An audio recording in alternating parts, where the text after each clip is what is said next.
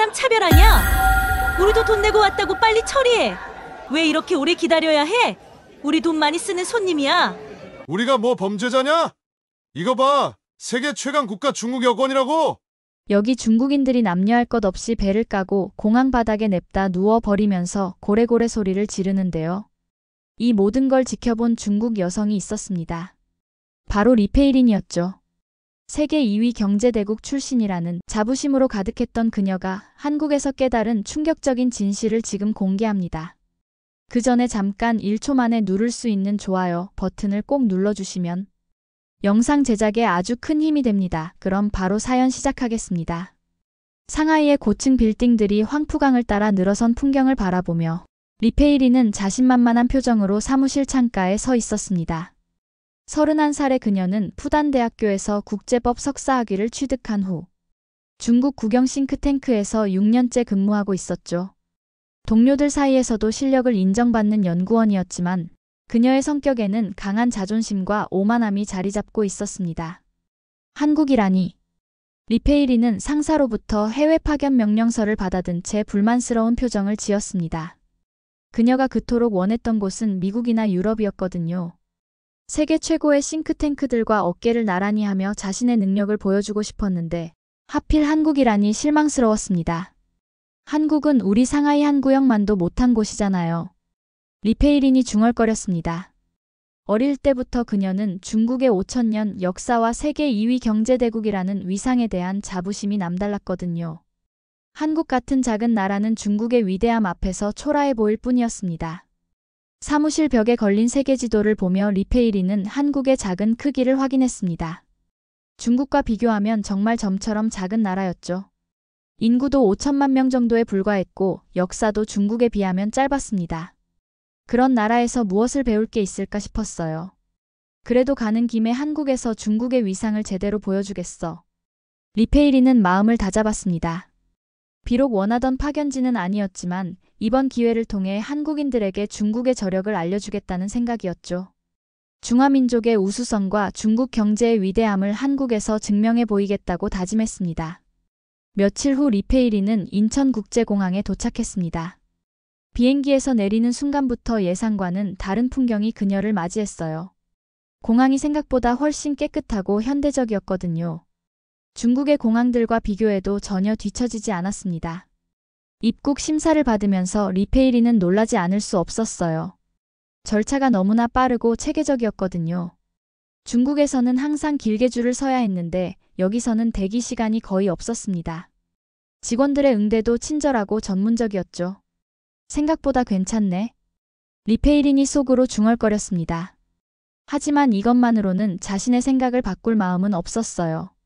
공항 하나 잘 만들어놨다고 해서 뭐 대단한 건 아니니까요. 서울로 향하는 공항철도에 탔을 때 리페이린의 눈이 커졌습니다. 지하철이 정말 깨끗하고 조용했거든요. 승객들은 모두 질서정연하게 앉아 있었고 큰 소리로 통화하는 사람도 없었습니다. 중국의 지하철과는 확실히 다른 분위기였죠. 지상으로 올라와 서울 시내를 보았을 때는 더욱 충격적이었습니다. 도로가 말끔히 정돈되어 있었고 교통신호 시스템도 매우 체계적이었어요. 실시간으로 교통 상황을 알려주는 전광판들이 곳곳에 설치되어 있었습니다. 상하이도 발전된 도시지만 이런 세밀한 부분에서는 한국이 앞서 있는 것 같았어요. 작은 나라라고 무시했는데 생활 수준은 우리가 못 따라가는 것 같네. 리페이린의 마음속에 처음으로 이런 생각이 스쳤습니다. 하지만 여전히 중국의 거대함과 역사적 위상에 대한 자부심은 변하지 않았어요. 한국에서의 첫 주가 지나면서 리페이린은 계속해서 놀라운 경험들을 하게 되었습니다. 출근을 위해 매일 이용하는 버스와 지하철의 정확성은 정말 인상적이었어요. 시간표대로 정확히 운행되었고 지연되는 경우는 거의 없었습니다. 교통카드 하나로 버스, 지하철, 택시까지 모두 이용할 수 있다는 것도 신기했어요. 심지어 편의점에서 물건을 살 때도 같은 카드를 사용할 수 있었습니다. 중국에서는 각각 다른 결제 시스템을 사용해야 했는데 한국의 통합 시스템은 정말 편리했죠. 길을 걷다가 만난 LED 신호등도 놀라웠습니다. 남은 시간이 숫자로 표시되어서 언제 신호가 바뀔지 미리 알 수 있었어요. 이런 작은 배려들이 모여서 도시 생활을 훨씬 편하게 만들어주고 있었습니다. 하지만 더 충격적인 건 한국의 문화 콘텐츠였어요. 리페이리는 한국 드라마가 세계적으로 인기가 많다는 건 알고 있었지만 실제로 현지에서 보니 그 영향력이 상상 이상이었습니다. K-팝 아이돌들의 광고가 거리 곳곳에 붙어 있었고 외국인 관광객들이 한류 스타들의 촬영지를 찾아다니고 있었어요. 이렇게 작은 나라가 어떻게 전 세계에 이런 영향을 미칠 수 있지? 리페이리는 혼란스러웠습니다. 중국도 영화나 드라마를 만들지만 한국처럼 전 세계적인 열풍을 일으키지는 못했거든요. 경제 규모로는 중국이 훨씬 크지만 문화적 영향력에서는 한국이 앞서 있는 것 같았습니다. 서점에서 한국 관련 책들을 둘러보다가 리페이리는 더욱 놀랐어요. 한국의 교육 시스템, 기업 문화, 사회 제도에 대한 연구서들이 여러 나라 언어로 번역되어 있었습니다. 세계가 한국을 주목하고 있다는 증거였죠. 오만했던 리페이린의 마음이 서서히 흔들리기 시작했습니다. 주말에 홍대 거리를 걸어다니던 리페이린은 충격적인 장면을 목격하게 되었습니다.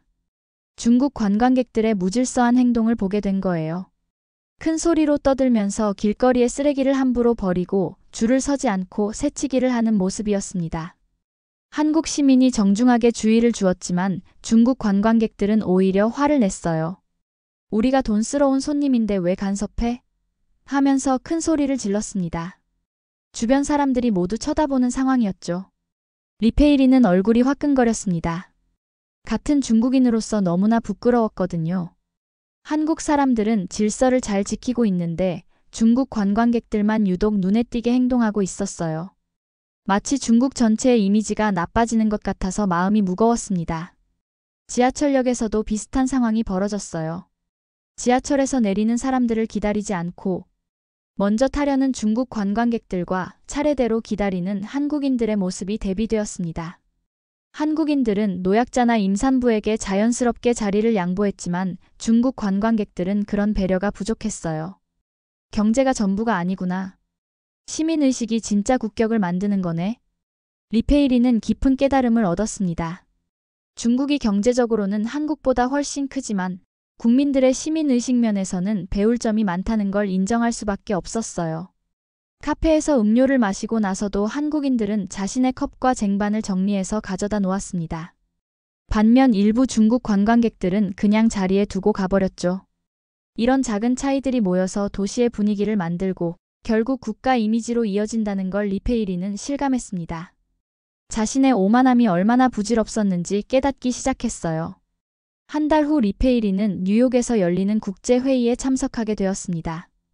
같은 회의에 참석하는 한국의 연구원과 함께 출국하게 되었는데 공항에서부터 차이를 느꼈어요. 한국 동료는 비자 없이도 신속하게 입국 심사를 받았지만 리페이리는 까다로운 심사를 받아야 했습니다. 중국 여권이시군요. 목적이 뭔가요? 미국 입국 심사관이 예의 없는 투로 물어봤어요. 리페이리는 회의 참석 서류를 보여주며 설명했지만 심사관은 계속 의심스러운 눈으로 바라봤습니다. 옆에서 기다리던 한국 연구원은 이미 입국을 마치고 나갔는데 리페이리는 1시간 넘게 대기해야 했죠. 회의장에 도착해서도 상황은 마찬가지였어요. 한국 대표단이 입장하자 여러 나라 참가자들이 반갑게 인사를 건넸습니다. 한국에서 오셨군요. K-팝 정말 좋아해요. 한국 드라마 보고 있는데 너무 재밌어요. 이런 대화들이 자연스럽게 이어졌어요. 반면 중국 대표단이 소개될 때는 분위기가 달랐습니다. 사람들의 표정이 경계하는 듯했고 대화도 공식적이고 딱딱했어요. 중국의 경제정책에 대해 우려가 많은데요. 무역 문제는 어떻게 생각하세요? 같은 날카로운 질문들만 쏟아졌습니다. 우리가 세계 2위 경제대국인데 왜 대우가 이럴까? 리페이리는 분노와 혼란을 동시에 느꼈어요. 경제 규모로는 한국보다 훨씬 큰데 국제사회에서의 인식은 정반대였습니다. 한국은 환영받고 존경받는 반면 중국은 경계와 견제의 대상이었어요. 만찬장에서도 마찬가지였습니다. 한국 연구원 주변에는 자연스럽게 사람들이 모였지만 리페이린 주변은 상대적으로 한산했어요. 중국의 경제력이나 역사를 자랑해도 사람들의 반응은 시큰둥했습니다. 오히려 한국의 문화와 기술에 대한 관심이 훨씬 많았죠. 리페이리는 처음으로 자신의 신념이 흔들리는 걸 느꼈습니다. 회의가 끝난 후 경유지인 런던 히드로 공항에서 리페이리는 또 다른 충격적인 장면을 목격했습니다. 대형 중국 단체 관광객들이 면세점에서 소란을 피우고 있었어요. 큰 소리로 떠들면서 줄을 무시하고 새치기를 하고 직원들에게 무례하게 굴고 있었습니다. 왜 이렇게 오래 기다려야 해? 우리 돈 많이 쓰는 손님이야. 한 중국 관광객이 계산대 직원에게 소리를 질렀어요. 주변에 있던 다른 승객들이 모두 불편한 표정을 지었습니다. 리페이리는 같은 중국인으로서 정말 부끄러웠어요. 바로 옆 계산대에서는 전혀 다른 모습이 펼쳐지고 있었습니다. 한국인 가족이 조용히 줄을 서서 차례를 기다리고 있었어요. 아이가 심심해하자 부모가 조용히 달래면서 다른 손님들에게 피해를 주지 않으려고 배려했습니다. 계산할 때도 한국 가족은 감사합니다, 죄송합니다 같은 인사를 영어로 정중하게 했어요. 계산대 직원도 자연스럽게 미소를 지으며 한국에서 오셨군요, 환영합니다 라고 말했습니다. 따뜻하고 친근한 분위기였죠. 공항 라운지에서 쉬고 있을 때 리페이리는 옆자리 영국인들의 대화를 들을 수 없었어요. 중국인들은 어디서나 문제야. 시끄럽고 무례해. 한국 사람들은 정말 예의 바르고 조용한데 말이야. 이런 말들을 듣는 순간 리페이린의 자존심은 완전히 무너졌습니다. 화장실에 가서 거울을 보니 눈물이 핑 돌았어요. 중국이 경제적으로는 강대국이지만 국제사회에서의 이미지는 정반대라는 현실을 받아들이기 힘들었습니다. 한국은 작은 나라지만 전 세계 사람들에게 사랑받고 존경받고 있었어요. 경제 규모가 전부가 아니라는 걸 뼈저리게 깨달았습니다. 진정한 국력은 다른 곳에 있다는 걸 인정할 수밖에 없었죠. 한국으로 돌아온 후 리페이리는 궁금한 마음에 인터넷으로 여권 파워에 대해 조사해봤습니다. 검색 결과는 충격적이었어요.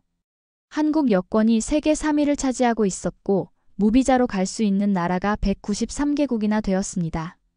반면 중국 여권은 60여 개국 정도에 불과했어요. 경제 규모로는 세계 2위인데 여권 파워는 현저히 낮았습니다. 더 놀라운 건 한국 여권이 미국보다도 순위가 높다는 사실이었죠. 미국은 세계 1위 경제 대국인데도 한국보다 여권 파워가 낮았어요. 이게 말이 돼? 리페이리는 믿을 수 없었습니다. 하지만 여러 사이트에서 확인해봐도 결과는 같았어요. 한국 국민들은 대부분의 나라를 자유롭게 여행할 수 있지만 중국 국민들은 까다로운 비자 절차를 거쳐야 했습니다. 여권 파워 순위의 기준을 찾아보니 더욱 명확해졌어요. 경제력도 중요하지만 그보다는 국가 신뢰도, 국민들의 시민의식, 문화적 영향력, 국제사회에서의 평판 등이 더 큰 영향을 미쳤습니다. 한국이 높은 순위를 차지하는 이유를 이제 알 수 있었어요.